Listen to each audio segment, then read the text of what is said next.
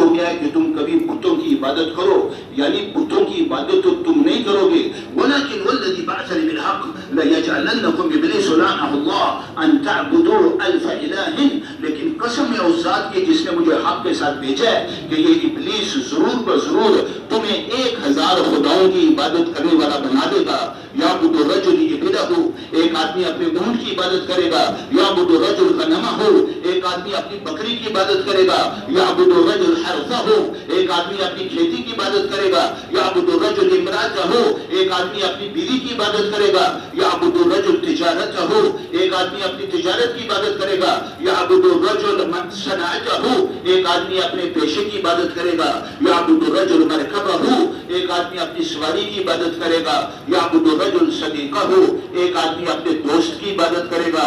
وَيَقُولُ الرَّجُلُ لِلرَّجُلِ كَيْفَ حَالُكَ، اور ایک آدمی دوسرے آدمی کو ملے گا اور اس سے پوچھے گا کہ بھائی سناؤ تمہارا کیا حال ہے، تو وہ جواب میں کہے گا لولا تجارتی ما كان لي حال، کہ بھائی کچھ نہ پوچھو، اگر میری تجارت نہ ہوتی تو میرا کوئی حال نہ ہوتا، اگر میرا پیشہ نہ ہوتا، میرا کھیت نہ ہوتا تو میرا کوئی حال نہ ہوتا.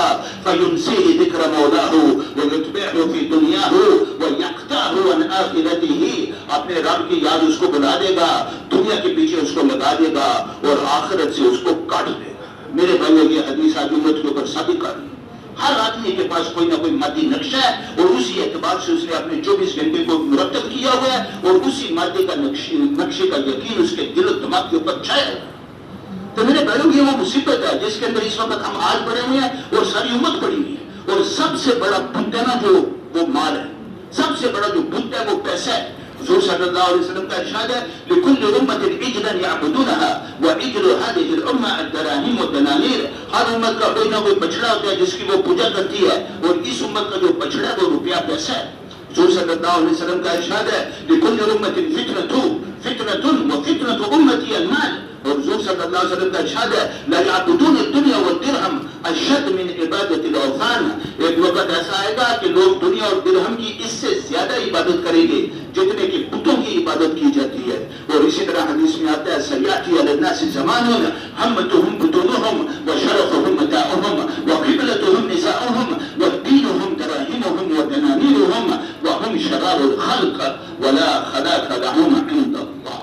تو اس وقت سارا یقین جو ہے وہ مادے کا ہے، پیسے کا ہے. صبح سے لے کر شام تک امت پیسے کمانے میں لگی ہوئی ہے، چاہے حلال سے ملے اور چاہے حرام سے ملے، اور اس پیسے کا یقین سب کے اوپر چھایا ہوا ہے اور اسی کے مطابق جو ہے نا اپنی زندگی گزار رہے ہیں. کوئی جو نماز نہیں پڑھتے ان کا بھی یہی حال ہے، جو نمازی ہے ان کا بھی یہی حال ہے. مولانا یوسف صاحب رحمۃ اللہ فرماتے ہیں کہ اس وقت جو مشرک ہے، جو مجوسی ہے، جو یہودی ہے، جو عیسائی ہے، جو نمازی ہے، جو تبلیغی ہے، جو حاجی ہے، یقین کے اعتبار سے سارے کے سارے برابر ہے. سب کے دلوں کے اندر یہ ہے کہ پیسہ ہوگا تو کام بنیں گے اور پیسہ نہیں ہوگا تو کام نہیں بنیں گے. تو میرے بھائیو یہاں آ کر ہماری گاڑی اٹکی ہوئی ہے.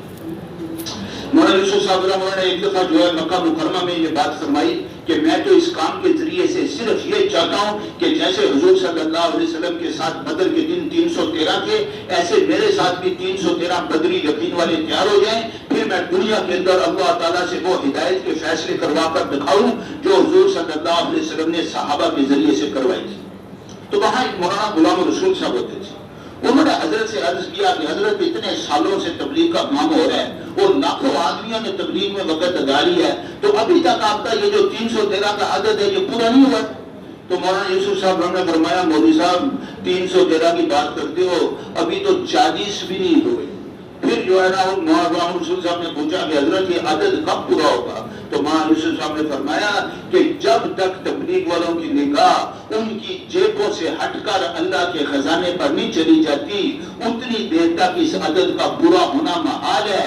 اور اب تو جب بھی تبلیغ والے اپنے آپ کو کسی تقاضے کے لیے پیش کرتے ہیں تو اپنی جیبوں کی بنیاد پر کرتے ہیں. بس یہاں ہماری گاڑی اٹکی ہوئی. ایک دفعہ مولانا احسان صاحب نے علماء میں بیان کرتے ہوئے فرمایا کہ صحابہ کرام کی جو تبلیغ تھی وہ ایمان بالغیب کی بنیاد پر تھی اور ہماری جو تبلیغ ہے یہ مال فی جیب کی بنیاد پر ہے. اور فرمایا کہ یہ جو ہماری تبلیغ ہے یہ نہ کرنے سے تو بہت اچھی ہے لیکن اس پر وہ فیصلے نہیں ہوں گے جو صحابہ کرام کی تبلیغ پر ہوئے. تو میرے بھائیو اگر ہم چاہتے ہیں کہ باطل کے اوپر اللہ ہاتھ ڈالیں، جس کے مقدر میں ہدایت ہے اس کو ہدایت دیں، جس کے مقدر میں ہدایت نہیں ہے تو اللہ تعالیٰ اس کو پکڑیں، اس کا شفاعت کریں، تو میرے بھائیو یہ مزے والی تبلیغ سے ہونے کا نہیں ہے. اور یہ جب تک مادے کا یقین اور پیسے کا یقین دلوں کے اندر بیٹھا ہوا ہے اتنی دیر تک یہ جو ہے یقین، یہ جو ثمرات ہیں یہ مرتب ہونے والے نہیں۔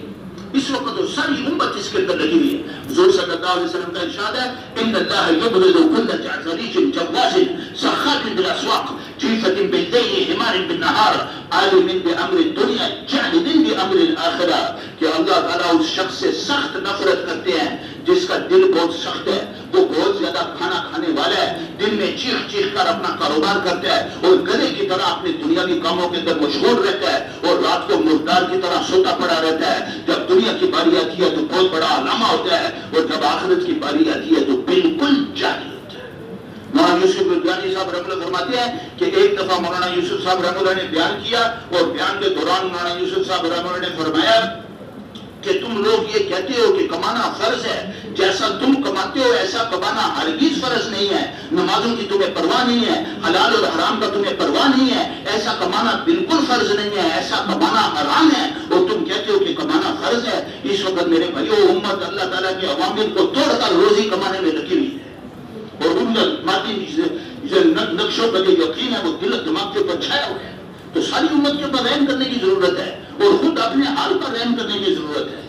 وہ ایک جیب کترا تھا نا، وہ راستے میں جو چور چل رہے ہوتے، جو لوگ چل رہے ہوتے تھے نا سڑک پر، ان کے چہرے پڑتا تھا اور چہرے پڑھ کر اپنے ساتھی کو بتاتا تھا کہ اس کی جیب کے اندر 1000 کا نوٹ ہے، اس کی جیب کے اندر 500 ہے، اس کی جیب میں 100 ہے اور اس کی جیب بالکل خالی ہے۔ کیا مطلب کہ جتنے جیب کے اندر پیسے ہیں اتنے چہرے کے اوپر بشاشت ہے، اور بشاشت کی مقدار کے بقدر وہ جو چور ہے وہ اپنے ساتھی کو بتاتا ہے کہ اس کی جیب میں اتنا ہے اور اس کی جیب میں اتنا ہے۔ اس وقت تو یہ حال ہوا پڑا ہے، اور جس کی جیب میں پیسے نہیں ہے اس کا چہرہ ہی اترا ہوا ہے۔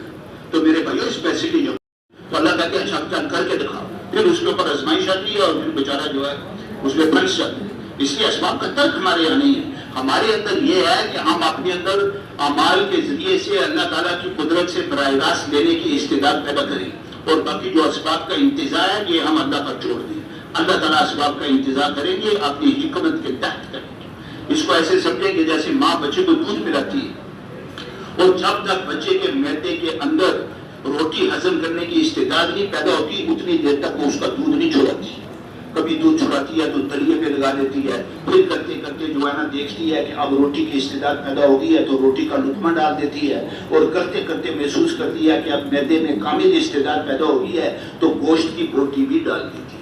تو جیسے ماں اپنے بچے پر جو ہے شفیق اور مہربان ہے اور دودھ کا انتظار ایک دم نہیں کرتی، تدریجن کرتی ہے، اسی طرح اللہ بھی اپنے بندوں کے اوپر مہربان ہے، اور اللہ تعالیٰ بھی ہر ایک کے اسباب نہیں چھینتے ہیں، اس کے اسباب چھینتے ہیں جس کے اندر اسباب کے بغیر اعمال کے ذریعے سے اپنے مسائل کو حل کرنے کی استعداد پیدا ہوتی ہے، اور جتنی یہ استعداد پیدا ہوتی جاتی ہے اتنا اللہ تعالیٰ انتظار کرتے ہیں اور پھر اسباب کے بغیر مسببات کو مرتب کر کر دکھاتے ہیں۔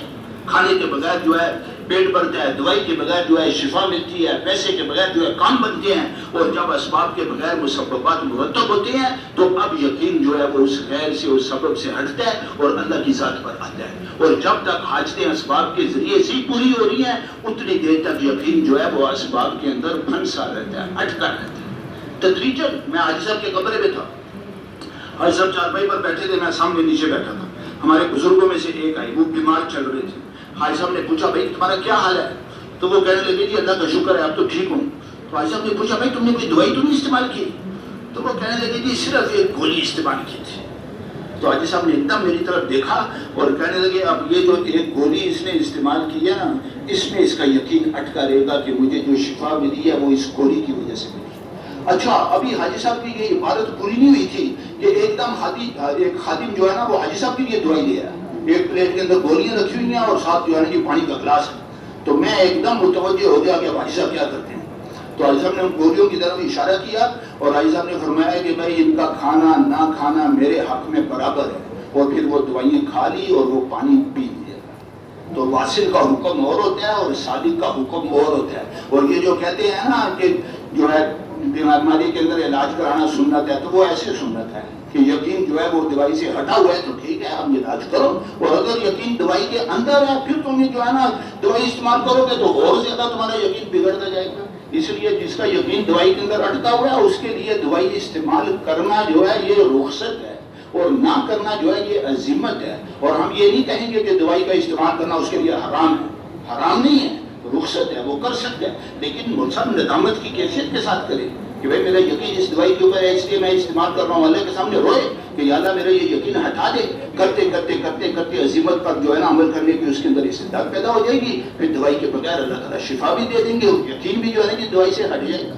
تو بارہ یہ ایسا ایسا ہوتا ہے، ایک دم نہیں ہوتا ہے. اور اس کی اجتماعی ترغیب بھی نہیں دینی ہے. اور کسی کو جوش آ گیا، یہ جو خاص طور سے پہلے دفعہ 4 مہینے لگا رہے ہوتے ہیں تو بیچارے مجنون ہوتے ہیں، تھوڑی سی اس کو ترغیب دے دی، اس نے دوائی چھوڑ دی، ادھر پاگل ہو گیا، تو وہ سارا آپ کے اعمال نامے کے اندر درج ہو جائے گا. اس لیے کسی کو ایسی ترغیبیں نہیں دینی ہے. باقی ساری امت کے اندر یہ استعداد پیدا کرنی ہے، اور یہ استعداد پیدا ہوگی ان دعوت ان اعمال کے اندر اپنے آپ کو لگانے سے. اور جب اپنے آپ کو اس کے اندر لگائیں گے تو پھر آگے جا کر جو ہے دروازے کھلیں گے. مولانا یوسف صاحب رحمہ اللہ جو ہے اس کو مثال سے سمجھاتے ہیں. فرماتے ہیں کہ ایک آدمی نے دعویٰ کیا کہ زمین کا ٹکڑا میرا ہے، دوسرے آدمی نے دعویٰ کیا کہ نہیں یہ زمین کا ٹکڑا میرا ہے. اب ایک ہی زمین کا ٹکڑا ہے اور اس کے مدعی 2 ہیں. تو اب کیا ہوتا ہے، وہ قاضی کے پاس جاتے ہیں کہ بھائی کون جو ہے نا اس زمین کے ٹکڑے کو دے گا. تو قاضی ان سے ایک ثبوت مانگتا ہے، البینۃ علی المدعی، کہ بھائی گواہ لے کر آؤ کہ تمہارا یہ زمین کا ٹکڑا تمہارا ہے. تو جس کے پاس کاغذات ہیں، اس کے پاس گواہ ہیں، اس کے حق میں فیصلہ ہو جاتا ہے اور اس کا دعویٰ مقبول ہے اور وہ زمین کا ٹکڑا اس کو مل جاتا ہے. جس کے پاس گواہ نہیں ہے، جس کے پاس کاغذات نہیں ہے، تو اس کا جو دعویٰ وہ مردود ہے، اس کے چہرے کے اوپر مار دیا جاتا ہے. وہاں یوسف صاحب رحمہ اللہ فرماتے ہیں جیسے دنیا کی عدالتوں کے اندر کوئی دعویٰ بغیر دلیل کے معتبر نہیں ہے، اسی طرح اللہ کی عدالت میں بھی کوئی دعویٰ بغیر دلیل کے معتبر نہیں ہے. اور جب دائی یہ کہتا ہے کہ اللہ سے ہوتا ہے، اللہ کے غیر سے نہیں ہوتا، تو اللہ تعالیٰ کہتے ہیں کہ یہ جو تم نے دعویٰ کیا اس کی طرف دلیل کی گواہ لے کر. اب جو گواہ لے کر آئے گا تو یہ بات اس کے دل کے اندر اترے گی اور اس کو یقین ملے گا. اور اگر وہ گواہ لے کر نہیں آئے گا تو پھر تقریر ہے، جتنی مرضی کر لے. مفتی زین العابدین صاحب رحمۃ اللہ سے میں نے ایک دفعہ سنا، انہوں نے فرمایا کہ ممکن ہے کہ ایک آدمی ممبر کے اوپر بیٹھ جائے اور 2-3 گھنٹے یقین کے اوپر 6-7 تقریر چاڑ دے اور اس کے پاس یقین کا ذرا بھی نہ ہو. یقین کا جو محل ہے وہ زبان نہیں ہے، یقین کا جو محل ہے وہ دل ہے. اور یہ جو کچھ ہم اپنی زبانوں سے کہتے ہیں ہمارے دلوں میں اتر جائے، اس کے لیے گواہ پیش کرنا ضروری ہے. آگے مولانا یوسف صاحب فرماتے ہیں کہ وہ گواہ کیا ہے. مولانا یوسف صاحب فرماتے ہیں گواہ یہ ہے کہ جب ہم یہ کہیں کہ اللہ سے ہوتا ہے کہ غیر سے نہیں ہوتا، تو اب اللہ تعالیٰ ہمارے اوپر حال نہیں ہے، اور وہ جو غیر ہے اس غیر کا اللہ تعالیٰ انتظا کریں گے. اور آپ اللہ دیکھیں گے کہ آپ کی بات پر پکا رہتے ہیں یا اس سے ہٹ جاتے ہیں.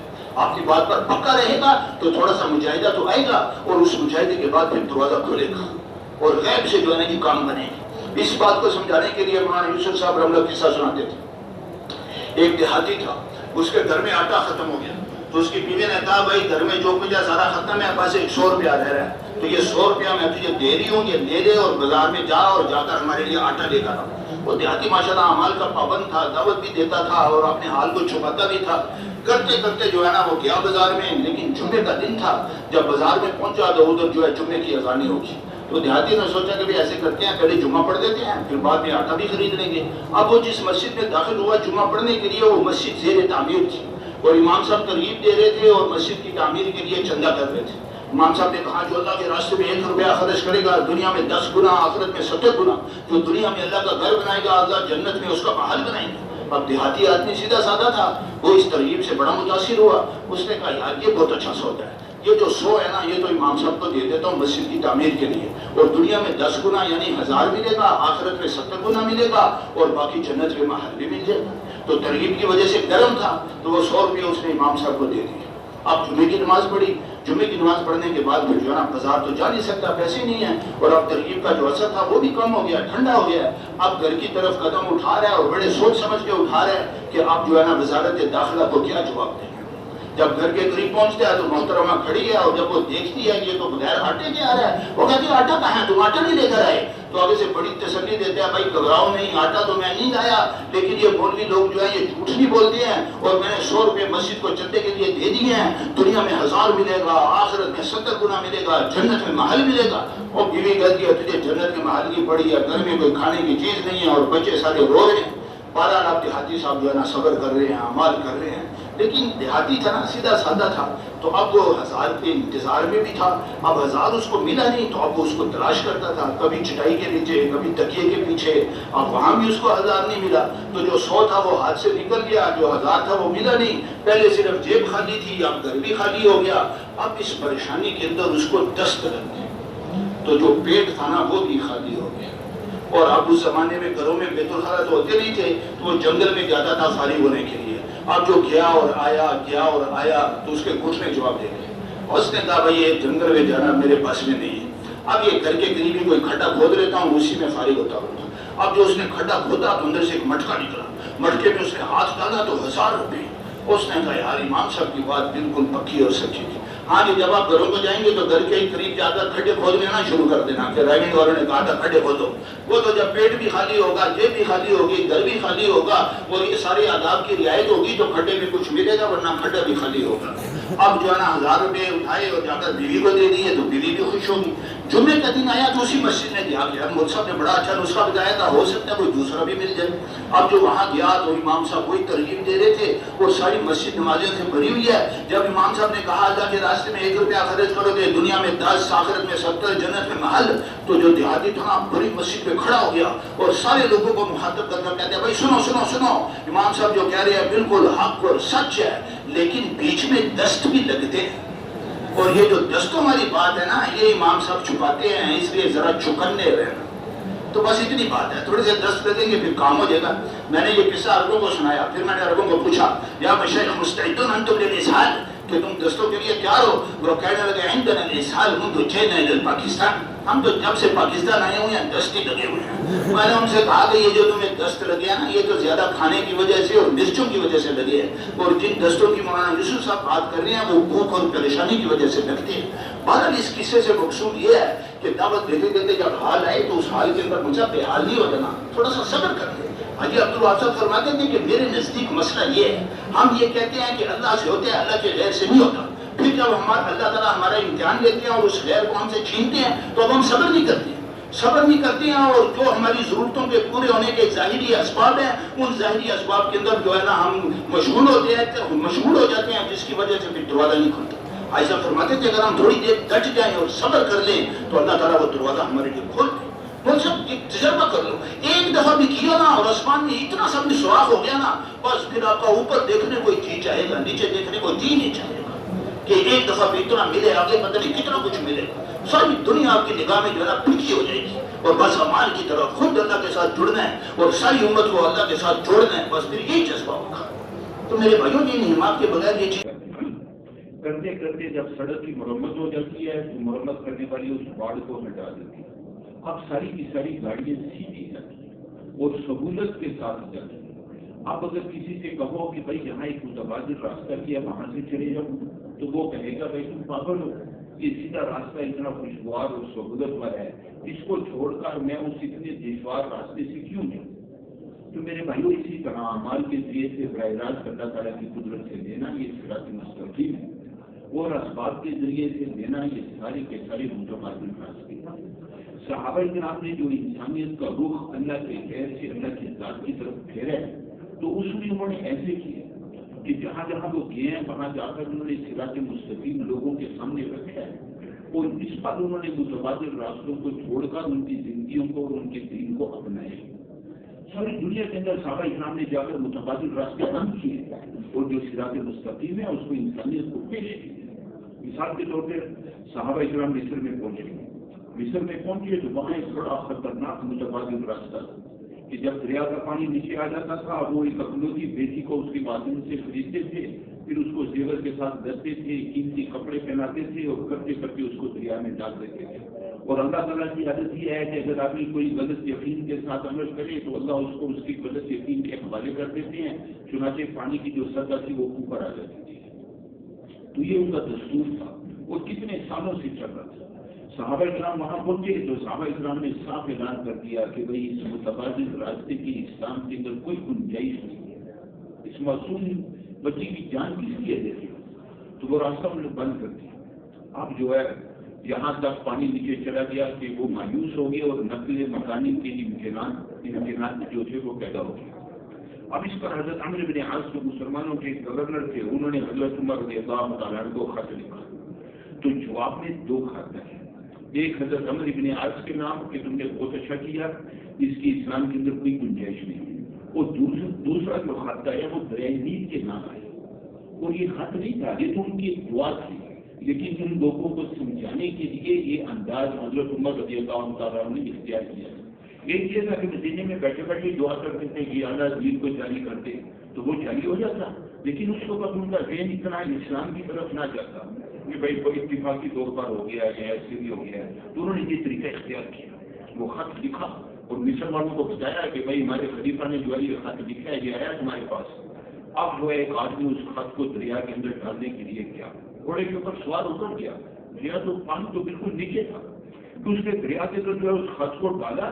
ایک مصری مجھے بتا رہا تھا کہ دریا کا جو پانی تھا وہ اتنی تیزی سے اوپر چڑھنا شروع ہو گیا کہ اس کے لیے گھوڑے کو بگا کر دریا کے اندر سے نکلنا ایک مسئلہ بن گیا۔ وہ کرتے کرتے جو ہے نا جی وہ پانی جھڑی ہو گیا اور جو دریا تھا وہ اپنی سطح پر آ گیا۔ اب جب مصر والوں نے دیکھا کہ بھائی جس متبادل راستے میں ہم پھنسے ہوئے تھے وہ تو بالکل بیکار ہے، اور یہ دیکھو کیسا زبردست صراط مستقیم ہے کہ ایک دعا کی ہے اور پانی جو ہے وہ اوپر آ گیا۔ اس پر مصر والوں نے کلمہ پڑھا اور اسلام کے اندر داخل ہوئے۔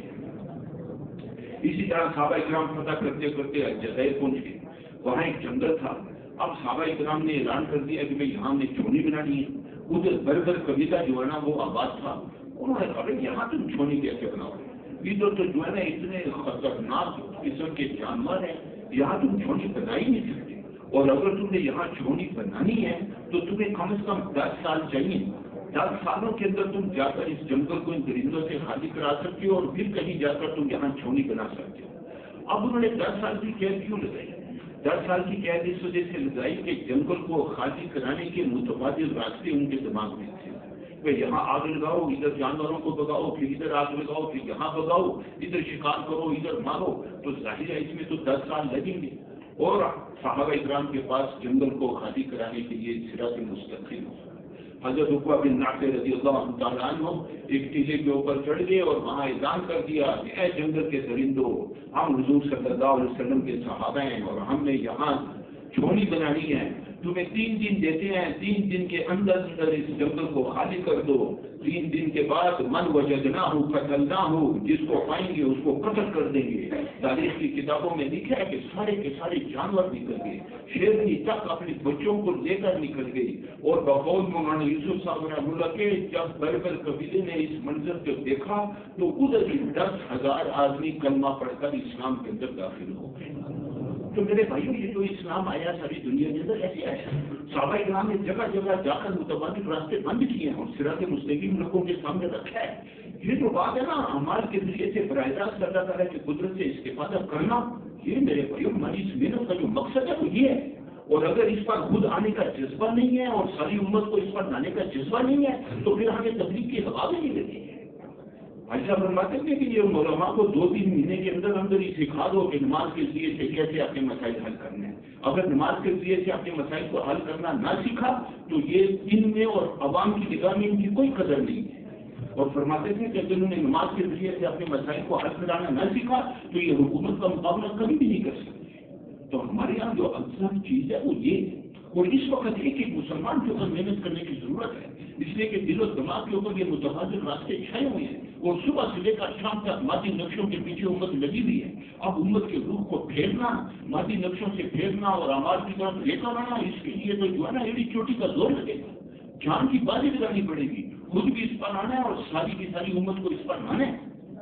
مسلمان کو اس دنیا کے اندر اس لیے آیا تھا کہ ساری کی ساری انسانیت کا رخ اللہ کے غیر سے ہٹاتا اور اللہ کی ذات کی طرف پھیرتا، جتنے متبادل راستے تھے ان کو بند کرتا اور سیدھا راستہ صراط مستقیم انسانیت کے سامنے کھولتا۔ اور آج مسلمان بیچارہ اتنا متاثر ہو گیا کہ خود ان متبادل راستوں کے اوپر پڑ گیا، بلکہ اللہ معاف کرے جو کافر ہیں وہ اتنے متبادل راستوں پر نہیں پڑے ہوئے جتنے مسلمان پڑے ہوئے۔ اب یہ دیکھو یہ جو کورونا کا ڈرامہ چلا ہے ساری دنیا کو الو بنایا، حالانکہ یہ ایک ایسا وقت تھا کہ اس میں اگر مسلمانوں کے پاس صراط مستقیم ہوتا، یہ نماز کے ذریعے سے بیماریوں کو دور کرنے کا ان کے پاس ایک ملکہ ہوتا، تو اس وقت میرے بھائیوں جتنا انسانیت اپنے مادی نقشوں سے مایوس ہوئی ہے کبھی تاریخ میں اتنی مایوس نہیں ہوئی تھی۔ یہاں تک کہ جو بڑے بڑے کافر تھے وہ بھی مسلمانوں کو کہتے تھے کہ بھائی دعا کرو تمہارا جو رب ہے اس بلا کو ہمارے اوپر سے ڈال دے۔ اب مسلمانوں کے پاس جو ہے صراط مستقیم ہے ہی نہیں، بلکہ وہ متبادل راستے جو وہ بتا رہے ہیں کہ بھائی 6 فٹ کے فاصلے سے کھڑے ہو اور جو ہے نا یہ کرو وہ کرو ماسک پہنو، یہ ساری جو ہے متبادل راستے وہ بتا رہے ہیں، اور مسلمان جو ہے جو متبادل راستوں کو کافروں سے لے کر اس کے اوپر عمل کرتے ہیں، یہ جائے کہ یہ اپنا صراط مستقیم ان کو دیتے ہیں۔ وہ کورونا کے دوران جو حج آیا اس میں جو عرفات کے اندر ہمارے امام صاحب خطبہ دے رہے تھے انہوں نے بھی ماسک ڈالا ہوا تھا، اور جو خطبے کے الفاظ تھے وہ بھی ان سے سہولت سے ادا نہیں ہو رہے تھے، وہ جو ماسک تھا وہ رکاوٹ بن رہا تھا۔ اور کسی نے مجھے بتایا کہ اسی رات امریکہ میں جو باقی والوں کا بڑا ٹرمپ ہے وہ اس ماسک کے بغیر پھر رہا تھا، اور وہ کہہ رہا تھا کہ بھائی اس کا ہم نے بڑا تجربہ کر لیا، اس کا کوئی فائدہ نہیں ہے۔ تو جو متبادل راستے کافروں نے بھی چھوڑ دیے ہیں ان کو بھی مسلمان لے کر بیٹھا ہوا ہے، تو یہ کس منہ کے ساتھ ان کو سامنے صراط مستقیم کو رکھے گا؟ تو میرے بھائی رونے کی بات ہے، جہاں داڑھی منڈے کو دیکھ کر رونا آتا ہے، جہاں بے نمازی کو دیکھ کر رونا آتا ہے، وہاں اس بات کا بھی ہمیں رونا ہے کہ ساری کی ساری انسانیت اس وقت اللہ کے غیر کی طرف جاری ہے، اور مسلمان بیچارہ ان کو ان اللہ کے غیر سے ہٹانے کے بجائے خود اللہ کے غیر کے پیچھے لگا ہوا ہے۔ تو میرے بھائیوں یہ زبردست حادثہ ہے۔ اللہ تعالیٰ کی قدرت سے براہ راست لینا، اس دروازے کو ہم نے اپنے لیے کھلوانا ہے، ساری امت کے لیے کھلوانا ہے، اور یہ جو ہمیں سال ہے ہمارا بھی اس کے لیے، اس کے اندر کم از کم ہم پٹری پر تو چڑھ جائیں، پھر ہم محنت کرتے رہیں گے تو ایک دن اللہ تعالیٰ جو ہے منزل تک پہنچا دے گا۔ اور ایک آدمی کو احساس ہی نہیں ہے کہ بھائی میں نے کہاں جانا ہے، میری منزل کیا ہے، ساری زندگی جو ہے نا وہ اسباب کے ذریعے سے اس نے پڑھنا ہے۔ حالانکہ جہاں تک اسباب کی بات ہے تو میرے بھائیو اسباب تو ضروری بھی ہیں اور اسباب تو قطعی بھی۔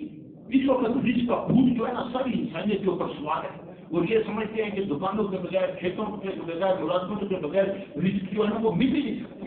کہتے ہیں کہ اللہ دیتے ہیں، لیکن اللہ دینے کے لیے جو دکان کے ذریعے سے دیتا ہے، کھیت کے ذریعے سے دیتا ہے، گویا کہ انہوں نے اللہ تعالیٰ کی قدرت کو مقید کر دی ہے۔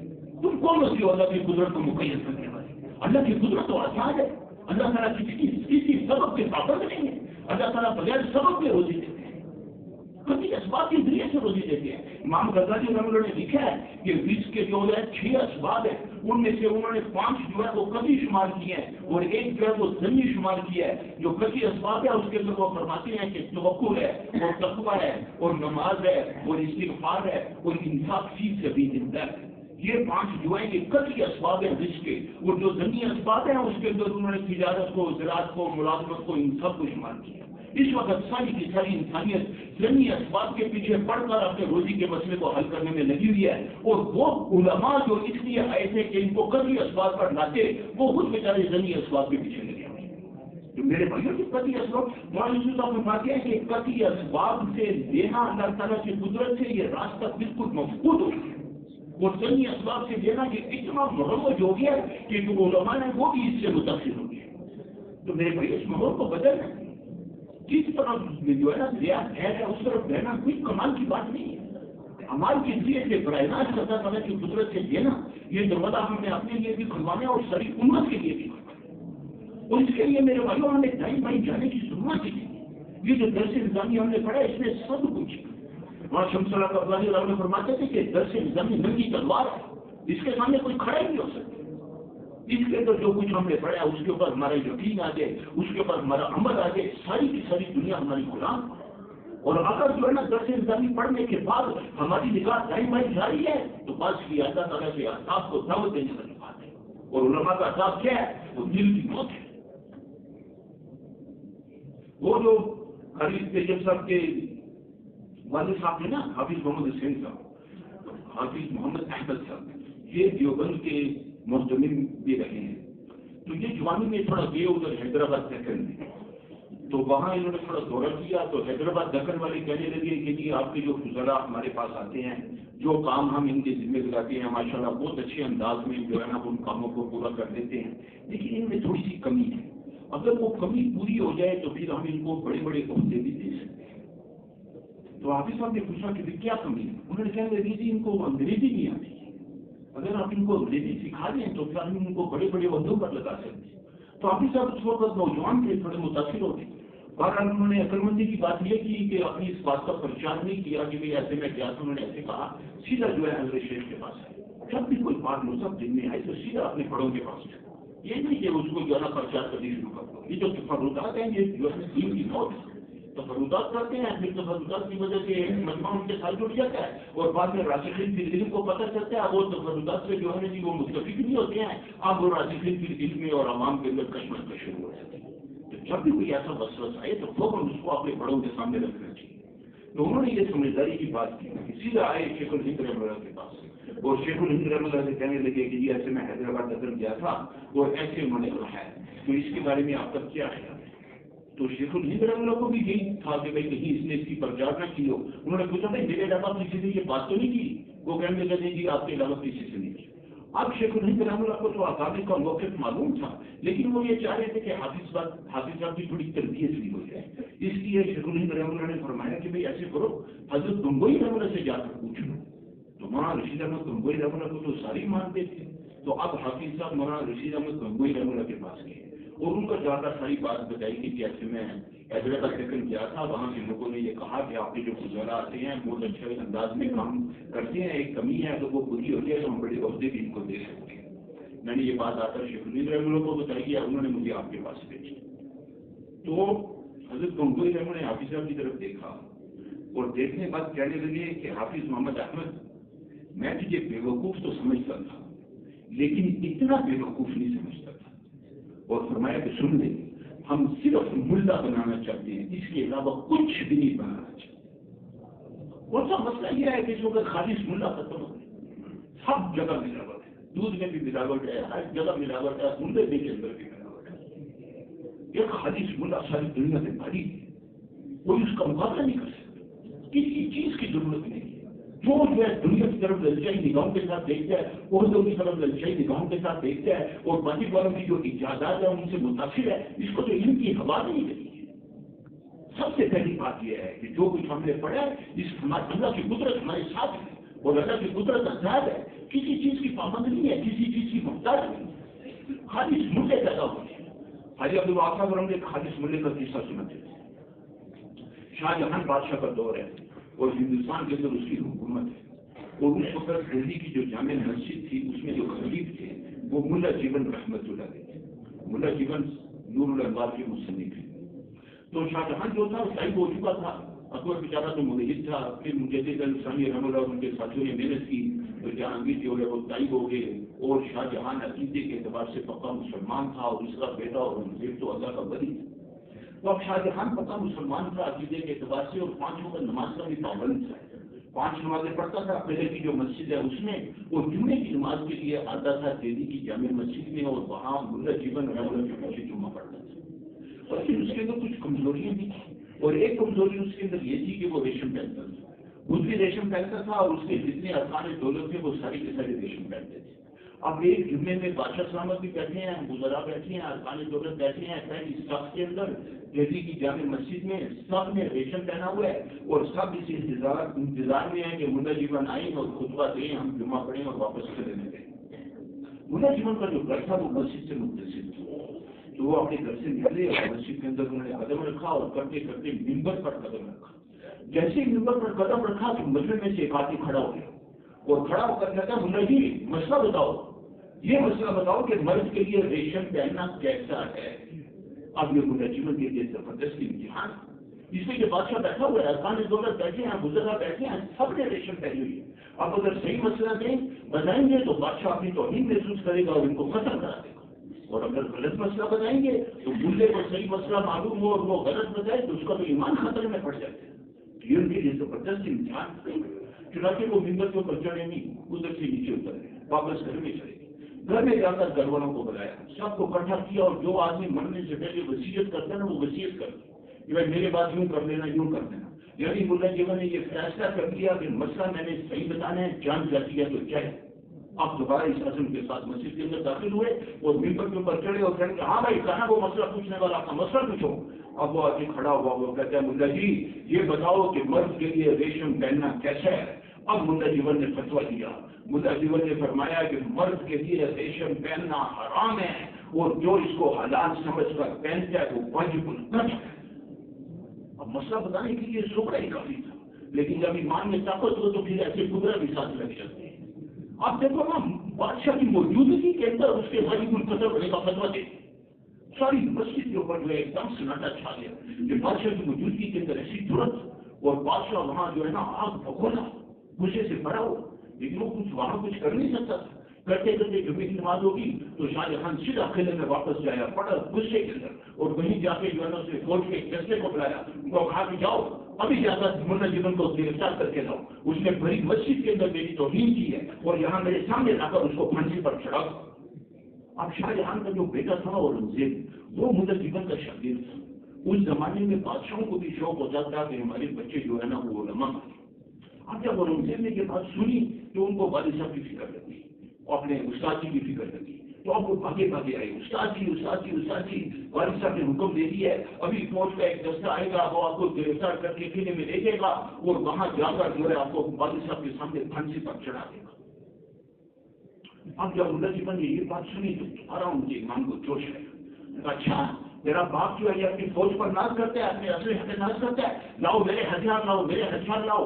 उधर एक तालिब इल्म भागे भागे आया, एक लोटा पानी का लाया और एक मुसल्ला लेकर आया। मुल्ला जीवन ने वुजू कर लिया और मुसल्ले के ऊपर खड़े हो गए और औरंगजेब से कहने लगे, आ गया तेरा बाप, अभी बददुआ करके इसकी सल्तनत का सफाया कर दो।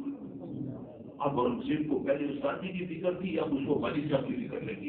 अब भागे भागे वापस गया, अब्बा जान मुल्ला जीवन ने वुजू कर लिया और वो मुसल्ले के ऊपर खड़े हो गए हैं और वो कह रहे हैं कि आ जाए तेरा बाप, अभी बददुआ करके इसकी सल्तनत का सफाया कर दूंगा। अब देखो ये यकीन के बोल है और गराज नहीं पहुंचे हैं और अंतिम महीने के वास्ते से पहुंचे हैं, उसके बावजूद इनके अंदर इतनी तासीर है कि शाहजहां बादशाह के ऊपर ऐसा रोब तारी हुआ कि ना उसने सर के ऊपर पगड़ी रखी और ना उसने पाँव में जूते पहने और नंगे पाँव जो है भागे भागे आया और आकर अपना सर जो था वो मुल्ला जीवन के कदमों में रख दिया और कहने लगा कि हजरत माफ कर दें, आइंदा ऐसी गुस्ताखी नहीं होगी। ये सारा किस्सा सुनाने के बाद हाजी अब्दुल बादशाह पूछते थे कि बताओ शाहजहां बादशाह मुल्ला जीवन के आगे क्यों झुका? और फिर हाजी साहब खुद ही इसका जवाब देते थे, इस वजह से झुका कि जितना यकीन और नाज शाहजहां को अपनी हुकूमत और अपनी फौज पर था, उससे ज्यादा यकीन और नाज मुल्ला जीवन को अपनी नमाज और अपनी दुआ पर था। तो मेरे भाइयों मसला सारा का सारा यहाँ अटका। इस वक्त बाकी वालों का कोई मसला अटक है तो जिस फुर्ती के साथ वो मादे की तरफ भागते हैं, उस फुर्ती के साथ हम रब मादा की तरफ नहीं बढ़ते। तो मेरे भाइयों इस वक्त सारी की सारी उम्मत के दिल और दिमाग के ऊपर अल्लाह का गैर छाया और मादी नक्शों का एक तसल्लुत है और सब ने जो है ना अल्लाह ताला की कुदरत को मादी नक्शों के साथ पाबंद कर दिया। तो मेरे भाइयों इस माहौल को बदलने के लिए तो इतनी छुट्टी का दौर लगेगा और हर आदमी को मेहनत करके सबसे पहले अपने दिल के अंदर जो बातिल है उसको खत्म करना पड़ेगा। जिन हजीसा फरमाते थे जिनके अंदर का बातिल टूटा होगा उनके जरिए से अल्लाह ताला बाहर के बातिल को तोड़ेंगे। तो ये जो हम साल लगा रहे हैं पैसे कहाँ से आ रहे हैं? ये जो हमारे भूल गए बुतों को तोड़ना पड़ेगा। इस ऊपर भूल गए दिलो दिमाग के ऊपर छाए साफ लिखा है सनम उम्मती अद्दिरहम। इस उम्मत का जो बुद्ध है वो पैसे है। लिकुल उम्मत फितरतुन व फितरत उम्मती अल-माल। हर उम्मत का कोई ना कोई फितरा होता है, मेरी उम्मत का जो फितरा वो माल है। लिकुल उम्मत इजरा यअबुदूनहा व इजरु हादिहि अल-उम्मा दराहिम व दनानीर। हर उम्मत का कोई ना कोई बछड़ा होता है जिसकी वो पूजा करती है और इस उम्मत का जो बछड़ा वो रुपया पैसे है। यअबुदून दुनिया व दिरहम अशद मिन इबादतिल औसान। एक वक्त आएगा कि मुसलमान दुनिया और दिरहम की इससे ज्यादा इबादत करेंगे जितने के बुत परस्त अपने बुतों की इबादत करते हैं। सयाती अन्नासी ज़मानुन हम्मतुहुम बुतूनुहुम व शरफुहुम मताउहुम व क़िबलतुहुम निसाउहुम व दीनुहुम दराहिमुहुम व दनानिरुहुम व हुम शरारुल खल्क़ व ला खलाक़ लहुम इंदल्लाह। तो मेरे भाइयों सारा बेअदब हुआ पड़ा है। दिलो दिमाग के ऊपर अल्लाह ताला का जो गैर है वो छाया हुआ है। मुफ्ती शफी साहब रहमतुल्लाह फरमाते हैं कि इस वक्त मादी नक्शों ने मुसलमानों के दिलों के अंदर वो हैसियत इख्तियार कर ली है जो कुफार मक्का के दिलों के अंदर बुतों की हैसियत थी। और मोहम्मद पानपुरी साहब रहमतुल्लाह फरमाते हैं कि एक आदमी को कहो कि भाई ये सोने का बुत है इसके सामने सजदा करो तो वो सजदा नहीं करेगा। वो कहेगा नहीं मैं इसको रब नहीं मानता, मैं इसके सामने क्यों सजदा करूं। लेकिन उस सोने के बुत के टुकड़े करके दे दो तो कहेगा हाँ भाई इससे तो मेरे बड़े काम बन जाएगी। यानी कुल से कुछ नहीं होता और दिल से सब कुछ होता है। अंदर जो है कि ये बात छुपी हुई है, ये सोने से होता है। और मोहम्मद साहब साफ फरमाते हैं कि जिसका ये यकीन है वो जहन्नम के अंदर जाएगा। हाँ इतनी बात है कि वो मुखल्लद फिन नार नहीं होगा, इसलिए कि जो बुत परस्त है वो बुतों को उलूहियत का दर्जा देते हैं और जो मुसलमान है वो इस सोने को उलूहियत का दर्जा तो नहीं देते, वो इसकी इबादत तो नहीं करते। लेकिन जैसे हाजत के वक्त काफरों का इत्तिफाक बुतों की तरफ होता है, इसी तरह आज मुसलमान का भी हाजत के वक्त इत्तिफाक अल्लाह की तरफ नहीं है, इन मादी असबाब की तरफ। तो उनका जो शिर्क था वो हकीकी है और हमारा जो शिर्क है वो मजाजी है। और मेरे मादी नक्शों का जो यकीन है इसको दिलों के अंदर से निकालना है। اور یہ ساری کی ساری امت اس وقت مادی نقشوں میں پڑی ہوئی ہے، صبح سے لے کر شام تک پیسے کمانے میں لگے ہوئے ہیں۔ ایک دفعہ مولانا یوسف جلدی صاحب رحمۃ اللہ اس کے راوی ہیں کہ ایک دفعہ مولانا یوسف خان کی رحمۃ اللہ نے فرمایا بیان دے کر کہ تم کہتی ہو کہ روزی کمانا فرض ہے، جیسی روزی تم کماتی ہو حلال اور حرام کا تمہیں پتہ نہیں، نماز کا تمہارا کوئی اہتمام نہیں ہے، اور صبح سے لے کر شام تک جو ہے تم حرام کمانے میں لگے ہوئے ہو، جیسی روزی تم کماتی ہو ایسی روزی کمانا بالکل فرض نہیں ہے، ایسی روزی کمانا حرام ہے۔ اس وقت امت ساری کی ساری نماز کو چھوڑ کے روزی کمانے میں لگی ہوئی، صبح سے لے کر شام تک اکثر مسلمان جو ہے بیچارے نماز پڑھتے نہیں ہیں، اور بہت سارے پیسے ہیں جو حرام کما رہے ہیں اور ان کو پتہ بھی نہیں ہے کہ ہم حرام کما رہے ہیں۔ حضور صلی اللہ علیہ وسلم کا ارشاد ہے ان اللہ یبغض کل جعجریج جواز سخاب بالاسواق جیفۃ باللیل حمار بالنہار عالم بامر الدنیا جاہد بامر الاخرہ، کہ اللہ سبحانہ و تعالیٰ اس شخص سے سخت نفرت کرتے ہیں جس کا دل بہت سخت ہو، وہ بہت زیادہ کھانا کھانے والا ہو، دن میں چیز کا بازاروں میں کاروبار کرتا ہو، دن میں گدھے کی طرح اپنے دنیاوی کاموں میں مشغول ہو، رات کو مردار کی طرح سوتا پڑا رہتا ہو، جب اس سے کوئی دنیا کی بات کرو تو بہت بڑا علامہ ہو، اور جب دین کی بات کرو تو بالکل جاہل ہو۔ کتنے مسلمان ہیں جن کے اوپر ابھی حدیث کا لکھا ہے، سبز منڈیوں میں چلے جاؤ، بس کے اڈوں پر چلے جاؤ، میرے بھائیوں دیر کے دیر صبح سے لے کر شام تک جو اللہ کی نعمتیں استعمال کرتے ہیں اور اللہ کے سامنے ایک سجدہ نہیں کرتے۔ تو اس وقت میرے بھائیوں سارا کا سارا بیڑا غرق ہوا، مادی نقشوں کا ایک تسلط ہے، اور صبح سے لے کر شام تک امت جو مادی نقشوں کے پیچھے لگی ہوئی ہے، اور مادی نقشوں کو اس وقت ارباب کا درجہ دے دیا ہے۔ ابن جوزی رحمۃ اللہ نے ایک حدیث نقل کی ہے، قال رسول اللہ صلی اللہ علیہ وسلم في خطبة الوداع أيها الناس إني لكم ناصح أمين ألا وإن إبليس قد يئس منكم لا تعبدون صنما أبدا ولكن والذي بعثني بالحق ليجعلنكم إبليس لعنه الله أن تعبدوا ألف إله يعبد الرجل إبله والآخر غنمه والآخر ابنته والآخر حرثه ويقول الرجل للرجل كيف حالك ويقول له لولا تجارتي ما كان لي حال لولا حرثي لولا امرأتي لولا صديقي ما كان لي حال فينسيه ذكر مولاه ويتبعه في دنياه ويقطعه عن آخرته۔ حضور صلی اللہ علیہ وسلم نے خطبۃ الوداع کا ارشاد فرمایا کہ لوگوں غور سے سنو، ابلیس اس بات سے میں تمہارے لیے امانت دار نصیحت کرنے والا ہوں، غور سے سنو، ابلیس اس بات سے مایوس ہو گیا کہ تم کبھی بتوں کی عبادت کرو، یعنی بتوں کی عبادت تو تم نہیں کرو گے، لیکن قسم ہے اس ذات کی جس نے مجھے حق دے کر بھیجا ہے کہ یہ ابلیس ضرور و ضرور تمہیں 1000 خداؤں کی عبادت کرنے والا بنا دے گا۔ ایک آدمی اپنی بکری کی عبادت کرے گا، ایک آدمی اپنے اونٹ کی عبادت کرے گا، ایک آدمی اپنی کھیت کی عبادت کرے گا، ایک آدمی اپنی بیوی کی عبادت کرے گا، ایک آدمی اپنی تجارت کی، اپنے پیشے کی، اپنی سواری کی، اپنے دوست کی عبادت کرے گا۔ وہ یقول الرجل کیف حالک، اور ایک آدمی دوسرے آدمی سے ملے گا اور اس سے پوچھے گا کہ بھائی سناؤ تمہارا کیا حال ہے، وہ جواب میں کہے گا لولا تجارتی ما كان لي حال، کہ کچھ نہ پوچھو اگر میری تجارت نہ ہوتی میرا کوئی حال نہ ہوتا، میرا پیشہ نہ ہوتا، میری کھیت نہ ہوتا تو میرا کوئی حال نہ ہوتا۔ تو شیطان اس کو اپنا رب بلا دے گا، دنیا کے پیچھے اس کو لگا دے گا اور آخرت سے اس کو کاٹ دے گا۔ امت اس وقت جو ہے امت کے اوپر اس وقت یہ حدیث کا دکھا ہے۔ میں نے حاجی عبداللہ صاحب رحمۃ اللہ کو یہ حدیث سنائی تھی، حاجی صاحب نے فرمایا کہ 100% مولانا یوسف صاحب رحمۃ اللہ کی بات ہے۔ تو ہماری جو دعوت ہے وہ یہاں سے شروع ہوتی ہے، ساری باتیں وہ تو لاہور میں اجتماع تھا غالباً یہ جو ہے 48 کی بات ہے، تو وہ تو جو ہے نا ایسا کہتے ہیں نا اس کو وہ بھی لے آیا، وہ عنایت اللہ کو، وہ گجرات والے عنایت اللہ جو مولانا تھے ان کو بھی لے آیا، تو انہوں نے وہاں آ کر اپنے مخصوص انداز میں جو ہے نا شرک کی نفی کی اور یہ ساری باتیں کی۔ حاجی صاحب کہتے ہیں مولانا یوسف صاحب نے ان سے کہا کہ بھائی ہم تو یہ کہتے ہیں کہ جو یہ سمجھتا ہے کہ مجھے تجارت کے لیے سے دکان کے لیے سے روزی مل رہی ہے وہ بھی مشکل ہے، وہ عنایت اللہ کی جو خواہی نہ وہ بنی نہیں کرتی۔ اور ایک دفعہ مولانا غلام خان صاحب جو ہے نا وہ ادھر ریلنگ پہنچ چکے تھے، تو کسی نے کہا جی آپ تو اتنی زبردست امتحان کر کے آپ یہاں کیا کر رہے ہیں؟ وہ کہنے لگے بھائی میں تو یہ کہتا ہوں مردوں سے کچھ نہیں ہوتا، اور یہ کہتے ہیں کہ جو ہے نا زندوں سے بھی کچھ۔ وہ حاجی صاحب بھی ایک بیان تھا، وہ ایک دفعہ پڑھ کے ہمیں سنا رہے تھے، پھر ایسا سنایا کہ حاجی مشتاق صاحب گئے ہوئے تھے ادھر پنڈی میں گئے ہوئے تھے، تو وہاں جو ہے حکیم ہوتے تھے، وہ جماعت لے تھی، مشتاق صاحب جماعت لے کر گئے ہوئے تھے، تو ادھر ایک حکیم ہوتے تھے، یہ جو ہمارے ڈاکٹر محمد نواز صاحب رحمۃ اللہ ہوتے تھے ان کے پرانے محلے میں، تو ادھر وہ جماعت مسجد میں چلی ہوئی تھی، تو ایک مودی صاحب سے ان کو درد غربت تھی، تو وہ جو ہے نا وہاں حکیم صاحب سے اپنی دوائی لینے کے لیے آئی ہوئے تھے. حکیم صاحب ابھی موجود نہیں تھے، انتظار میں وہ مسجد میں ٹھہرے ہوئے تھے. آپ علی مشتاق صاحب بھی مولانا یوسف صاحب کو جو بیان ہے نا دیر پڑھ کے سنا رہے تھے اپنے ساتھیوں کو، تو ساتھی سن رہے تھے. تو وہ جو مولوی تھے نا درد غربت والے، وہ درد کی وجہ سے دیکھے ہوئے تھے. جب وہ یہ باتیں سنتے تو پھر ان کو ایک دم احساس ہوتا کہ بھائی یہ تو ایسی باتیں ہیں کہ ان کو بیٹھ کے سننا چاہیے، ادب کا تقاضا تو یہ ہے. تو وہ بیٹھ کے سنتے. جب تھوڑی دیر بیٹھ جاتے تو پھر وہ درد غربت اور زیادہ ہو جاتا تو پھر وہ دیکھ جاتے. تو بس ایسے ہی اٹھ کے بیٹھ کے جو ہے نا وہ اس بیان کو سنتے.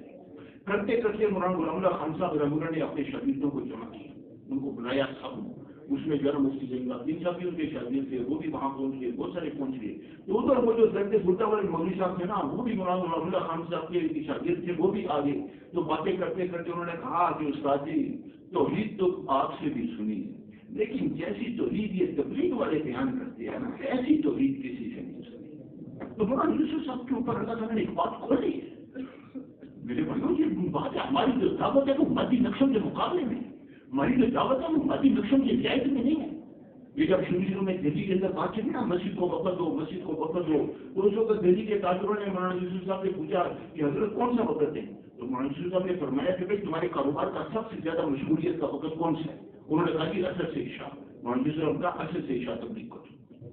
تو ہماری جو دعوت ہے وہ مادی نقشوں کے مقابلے میں ہے، مادی نقشوں کی رعایت میں نہیں ہے. ہاں مادی نقشوں کو چھوڑنا بھی نہیں ہے. وہ ایک ہوتے تھے ہمارے بلال صاحب، وہ جو ہے نا بڑے صاحب یقین تھے.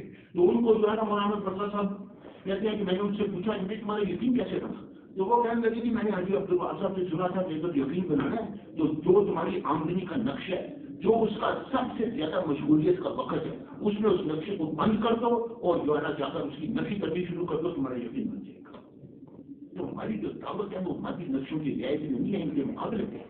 تو میرے بھائیوں دعوت کے اندر لگنا پڑتا ہے آدمی کو، اور پورے اہتمام کے ساتھ کرنا پڑتا ہے. پورے اہتمام کے ساتھ کرتے ہیں تو پھر کرتے کرتے جو ہے نا اللہ تعالیٰ کا غیر اندر سے نکلنے شروع ہوتے ہیں. ابھی تو ہم دعوت دیتے نہیں. یہ جو نا وجہی مدت السلطان النصیر، اس کی تفسیر کے اندر سہل بن عبداللہ رحمہ اللہ فرماتے ہیں لسان ينطق عنك ولا ينطق عن غيرك. سلطان النصیر کیا ہے کہ وہ زبان جو اللہ سے ہونے کو کرے، اللہ کے غیر سے ہونے کو نہ کرے.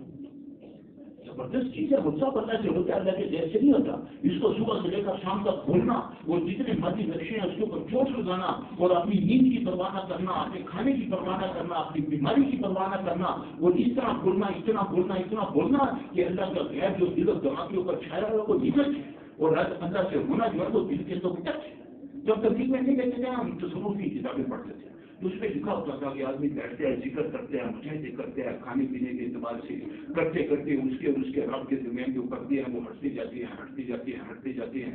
یعنی 11 پردے ہوتے ہیں. یہ مجاہدہ کرتا ہے تو پہلا پردہ ہٹتا ہے، دوسرا، تیسرا، چوتھا، اور کرتے کرتے آخری پردہ ہٹتا ہے، اور پھر اس کو چاروں طرف اللہ کے اللہ نظر آتے ہیں، اور پھر وہ چلاتے ہیں عن الحق عن الحق عن الحق. یعنی جیسے منصور نے کہا تھا، وہ لوگوں کو پھر جو ہے نا بات سمجھ میں نہیں آئی، اس لیے ان کو انہوں نے آزمائش میں ڈال دیا کہ چاروں طرف اس کو اللہ کی طرف.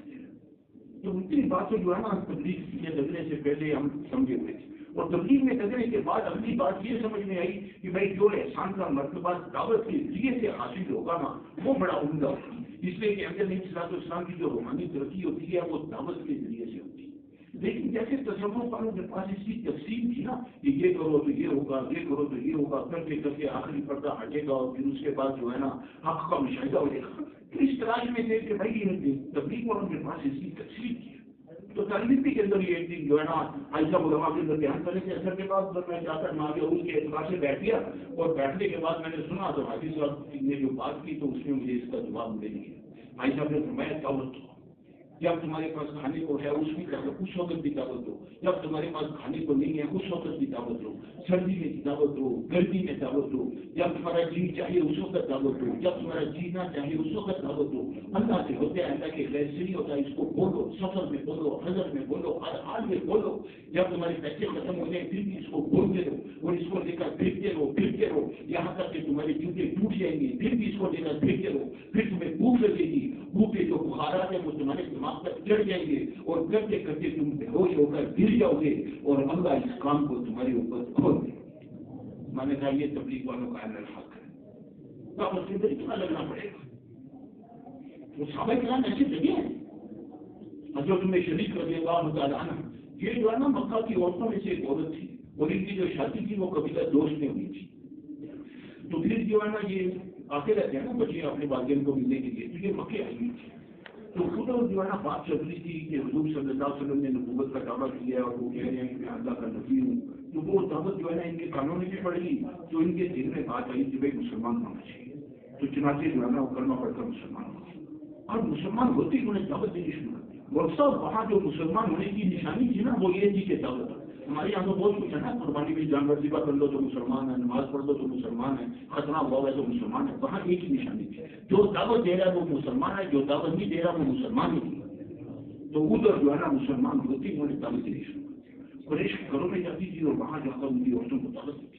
اب جن عورتوں نے دعوت کو قبول کر لیا انہوں نے تو بات کو چھپا کے رکھا, جنہوں نے قبول نہیں کیا انہوں نے اپنے مردوں کو بتا دیا. کرتے کرتے جو کفار کے بڑے تھے ان کو پتہ چل گیا تو میں شریف ہمارے گھروں میں جا رہی ہے اور ایسے ہماری عورتوں کا دماغ خراب کر دیا. تو انہوں نے اس کو پکڑ لیا اور کہنے لگے کہ اگر تمہارا قبیلے دوست کا فکر ہمیں نہ ہوتا نا, تمہیں ایسا عذاب دے دیں کہ تم کیا کریں, اور اب ہم تمہیں جو ہے نا تمہارے قبیلے تک پہنچائیں گے. جو ایک جو ہے نا کافر کیا کیا اور ان کو ان کے ساتھ بھیج دیا.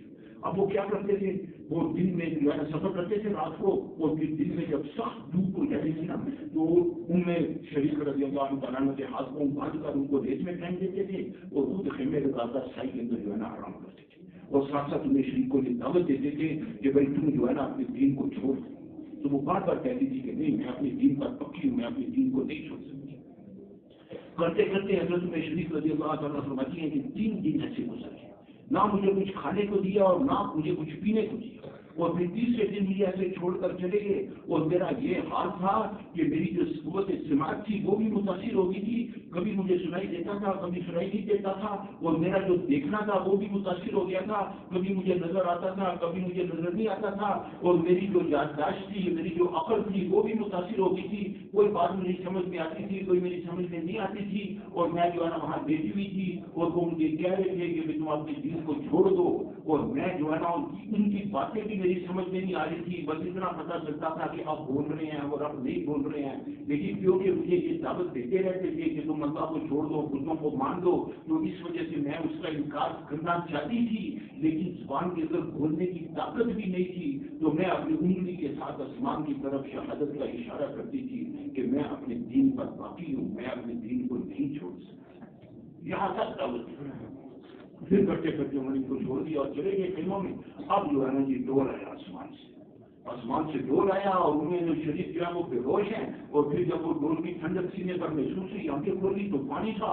ایک روایت میں کہتی ہیں کہ دودھ سے زیادہ جو ہے نا سفید تھا اور شہد سے زیادہ میٹھا تھا.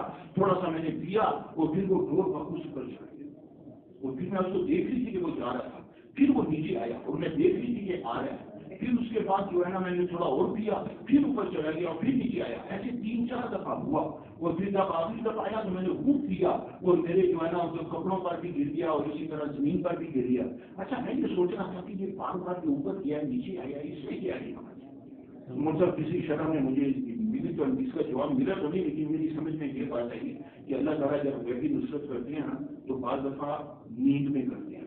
جیسے ان صاحب کا قصہ ہے نا کہ وہ روزے کے سامنے بیٹھے تھے, انہوں نے حضور صلی اللہ علیہ وسلم کی شکایت کی کہ یا رسول اللہ میں بھوکھا ہوں, تو پھر ان کو اونگ آ گئی تو خواب کے اندر حضور صلی اللہ علیہ وسلم نے روٹی کا ٹکڑا دیا, انہوں نے کھایا, اور جب بیدار ہوئے تو وہ روٹی کا ٹکڑا ان کے ہاتھ میں تھا. لیکن یہ جو نصرت ہے یہ نیند کے طرح ہے. اور ایک یہ تھا کہ حضور صلی اللہ علیہ وسلم روزے سے نکلتے اور خود ان کو جو ہے نا روٹی کا ٹکڑا پکڑاتے. تو یہ جو نصرت تھی یہ اس سے بھی عمدہ تھی. تو یہاں جو بار بار اوپر جا رہا ہے نیچے آ رہا ہے, تو میری سمجھ میں یہ آیا کہ اللہ سبحانہ و تعالیٰ انہیں شریف کو سمجھا رہے ہیں کہ یہ جو تمہارے ساتھ نصرت ہو رہی ہے نا یہ نہ سمجھنا کہ یہ کوئی خواب ہے, یہ خواب نہیں ہے. بار بار اوپر لے کے جا رہے ہیں نیچے آ رہے ہیں, ان کو جگا رہے ہیں کہ جاگ جاؤ, یہ جو تمہاری نصرت ہو رہی ہے یہ بیداری کی عادت نہیں ہو رہی ہے. اتنی زبردست جو ہے ان کی نصرت ہے. اس کے بعد وہ کافی آئے, انہوں نے دیکھا کہ بالکل حشاش بشاش بیٹھی ہے. تو وہ کہتے ہیں کہ کیا ہوا, تمہاری بندش کھل گئی تھی نا, اور تم نے ہمارے بجلی سے پانی پی لیا. بھائی بندش کہاں کھل گئی تھی, وہ کر کے پہلے انہوں نے گالی دی. انہوں نے کہا یا عدو کرتا کہ اللہ کی دشمن. اب انہیں شریف دیکھو اپنی دعوت دے دیا. وہ کہتی ہے اللہ کی دشمن میں نہیں ہوں, اللہ کا دشمن وہ ہے جو اللہ کی دین کی مخالفت کر رہا ہے, ادھر بھی دعوت دے دی. اور پھر جب ان سے کہا کہ سارا ڈھول کا قصہ سنایا, اب ان کے اوپر اثر ہوا. انہوں نے کہا کہ اگر جو بات تو کر دی ہے یہ سچی ہے تو پھر تیرا دین بھی سچا ہے. اور ایک دم یہ اور جا کر آپ نے مشکلوں کو دیکھا ویسے کے ویسے بندے بندے آئے اور سب نے کرما پڑا اور ہجرت کرتا حضور صلی اللہ علیہ وسلم کے ہاتھ پر جا کر بیچ بھی کر. تو میرے بھائیوں دیکھو شریف ایک عورت ہے کیسا جو ہے دعوت کے اندر نماز. تو میرے بھائیوں دعوت کے اندر نماز کے بغیر جو ہے کہ غلط یقین دلوں سے نکلتا نہیں ہے. یہ سرسری دعوت جو ہم دیتے ہیں نا ان سے بازی پہ چوٹ نہیں پڑ ہم اس کا فیصلہ کریں. اب یہ سال کے بعد جو ہے نا ہمارا موسا بماری کو قسمت خراب پڑ گیا نا وہ یہاں ہے کہ ہم سال لگانے کے بعد سمجھ گیا کہ ہم حقیق سے فارغ ہو. ہم نے اس کو ایک سنت بنایا اور تبلیغ کے اندر سال لگانا جو سال صحیح لگائے گا نا اس کے اندر کوئی استعداد پیدا ہوگی اور تبلیغ کے کام کو مقصد بنا کر کرنے کی. اور یہ جو تزکیے کے مراحل ہے یقین بننے کے مراحل ہے یہ سارے کے سارے مطلب سال میں تو کیا ہو ہی نہیں سکتے. اس لیے ہمارے یہاں یہ بات ہے کہ دعوت دیتے دیتے اللہ کی طرف سے حال آتا ہے. صرف اللہ سے ہوتا ہے اللہ کے غیر سے ہوتا ہے اس کو بولنا کافی نہیں ہے. جب ہم اس کو کہیں گے کہ اللہ سے ہوتا ہے اللہ کے غیر سے نہیں ہوتا اور ہماری دعوت اللہ کی ہم قبول ہو جائے گی تو اب اللہ کی طرف سے ہمارے اوپر حال ہے. اللہ تعالیٰ ہمارا امتحان دے گی اسباب کا انتظار ہوگا حالات آئیں گی بیماری آئے گی ویسے ختم ہو جائے گی. اب اس میں اللہ تعالیٰ دیکھیں گے اپنی بات پر پکے یا کچے. جو ان حالات کے اندر اپنی بات پر پکا رہے گا اس کا جاتے یقین بنے گا. جو حالات کے آنے پر اپنی دعوت کو چھوڑ دے گا اس کا یقین بننے کا نہیں ہے. اور ان حالات کے اندر سب سے پہلا قدم یہ ہے کہ اپنی حاجت کو اللہ کے غیر سے چھپاؤ. ملزم آپ اللہ کے غیر کے سامنے حاجت کو رکھنا یہ ہماری نزدیک جو تزکیے کی موت ہے. اس آدمی کا تزکیہ ہو ہی نہیں سکتا. مولانا صاحب رحمۃ اللہ فرماتے تھے ہمارے مرکز کے اندر سب سے بڑا گناہ یہ ہے کہ آدمی اپنی حاجت اللہ کے علاوہ کسی اور کے سامنے رکھے. اور مولانا یوسف صاحب رحمۃ اللہ فرماتے تھے تمہارے سر میں درد ہو اور تمہاری بیوی کو بھی پتہ نہ چلے کہ تمہارے سر میں درد ہے. گھر سے گھر دوست کو نہیں بتانا صرف ایک اللہ کو بتانا. اس اعتبار سے اللہ تعالیٰ تربیت کرتے وہ حاجی صاحب کو پیچھے ہے. حاجی صاحب کہتے ہیں کہ میں نے جامع میں ڈیرا لگا دیا نوکری وغیرہ چھوڑ دی. میرے والد صاحب میری بیوی کو لے کر آئے پہلے بھی مجھے بلاتے رہتے تھے کہ شاید یہ آ جائے گا. میں نے کیا اپنی دیوانہ میرے اوپر دباؤ ڈالنے کے لیے بیوی کو ساتھ لے کر آئے. اب وہ نظام الدین کے باہر جو ہے سڑک کے اوپر کھڑے ہیں اور پیغام لے کر مجھے بلایا اور کہنے لگے کہ پہچان کر چل. اچھا میں نہیں میں تو کام میں لگا ہوں میں تو نہیں جا سکتا. اچھا وہ خان صاحب کو غصہ ہے بیوی کو نہیں چھوڑ دی. اچھا پھر اپنی بیوی سے مان اب ان کو یہ تھا کہ بیوی کو جہاں چھوڑ کے جا رہا ہوں اب تو آئی جائے گا اس کو لے کر. وہ ایک نواسی صاحب اس منظر کو دیکھ رہا تھا. تو باقی بھاگے کہ مولانا یوسف صاحب کے پاس وہ ایسے حاجی صاحب کے والد صاحب آئے تھے وہ ان کی بیوی کو چھوڑ کے چلے گئے اور ان کو کہہ دیا کہ گھر آ جاؤ. مولانا یوسف صاحب کے کہا بھائی اس کو بولو اپنی گھر والی کو ہمارے گھر بھیج دے وہ وہاں کام کرتے رہے گی اور وہ کام نہیں لگا. یہ ہر ایک کو اس کی اجازت نہیں ہے. محمد احمد صاحب فرماتے تھے ایک ہی آدمی عبدالوہاب ہے دوسرا آدمی عبدالوہاب نہیں ہے. اس سے آپ سے کوئی ایسے کرنے کی کوشش نہ کریں. تو بارہ کون اب ان کی گھر والی اندر ہے اور یہ باہر تبدیل کا خال کر رہی ہے. اور جو ہے نا اسی کچھ دنوں کے بعد کسی نے وہ مولانا یوسف صاحب نے اچھا سے قابل چلے جاؤ تو تشریف کر دی تقاضے کا ان کو بھیج دیا. بھائی صاحب کہنے کہ میری گھر والی کا یہ حال تھا کہ اس کے کپڑے بھی پھٹے ہوئے تھے اور وہ بیمار بھی تھی اور میرے پاس جو ہے نا اس کے لیے دوائی دینے کے پیسے بھی نہیں تھے. لیکن حضرت نے تشریف کر دی تو مجھے جانا پڑا. تو ایسا بھی اس وقت نئے تبلیغ میں لگے تھے. تو ایسا کہنے کہ میں نے مولانا سید احمد خان صاحب سے کہا کہ بھائی مولانا یوسف صاحب نے میری تشریف کر دی ہے میں تو جا رہا ہوں لیکن ذرا حضرت کو بتا دینا کہ میری گھر والی کا یہ حال ہے. تو پھر ایسا چلے ایسا کہنے کہ جب میں تشریف سے واپس آیا نا اسی طرح گھر والی کے پاس گیا. وہ جب میں نے گھر والی کو دیکھا نا تو وہ پہلے سے زیادہ بری حالت میں تھی. کپڑے بھی پہلے سے زیادہ اس کے جو ہے پھٹے ہوئے اور اسی طرح بیماری بھی اس کی حد سے زیادہ بڑھ گئی تھی. تو ایسا کہنے کہ مجھے بڑا خیال آیا کہ بھائی حضرت نے خیال نہیں کیا. پھر یہ مولانا سید احمد خان صاحب کے پاس مولانا سید احمد خان صاحب سے کہا کہ میرے کو تم نے حضرت کو بتایا نہیں. تو مولانا سید احمد خان صاحب کہنے جی میں نے تو بتا دیا تھا. اچھا پھر جب تم نے بتایا تھا تو حضرت نے کیا کہا. مولانا سید احمد خان صاحب کہنے جی حضرت نے تو کچھ بھی نہیں کہا وہ خاموش رہے. خالصہ کرنے کی جب میں نے یہ بات سنی نا تو مجھے خیرت آئی اور میں نے وضو کیا اور میں مسجد میں گیا. مسجد میں جا کے میں نے نفل پڑھی اور دعا مانگی اور دعا کے اندر میں نے اللہ سے کہا کہ یا اللہ کام کروں تیرا اور حاجت کیا ہے کر تیرے غیر کی طرف دیکھوں. آج کے بعد یہ نہیں ہوگا. تیرا اور میرا آپس کا معاملہ طے ہو گیا. تیرا کام کرتا ہوں تیرے سے مانگوں گا تیرے علاوہ کسی سے نہیں. بھائی صاحب کہنے لگے کہ یہ میری زندگی کا ایک زبردست موڑ تھا. اور میں سوچتا ہوں کہ مولانا یوسف صاحب رحمۃ اللہ حاجی صاحب کے اوپر کتنا بڑا احسان تھا کہ انہوں نے ان کی گھر والوں کی ضرورتوں کو پورا نہیں کیا. اگر ان کی گھر والوں کی ضرورتوں کو پورا کرتے تھے تو پھر حاجی صاحب مولانا یوسف صاحب کے ساتھ جڑتے اللہ کے ساتھ نہ جڑتے. تو میرے بھائی کی بات ہے اپنی حاجت کو چھپانا صرف ایک اللہ کے سامنے رکھنا. اب اس کے اندر آدمی کے اوپر حالات آتی ہیں آدمی کو صبر کرنا پڑتا ہے اور اپنی حاجت کو چھپانا مرتب کے لیے ایک فن ہے اور حاجت کو نہیں کرنا بھی ایک فن ہے اور دونوں کے ماہرین موجود ہیں.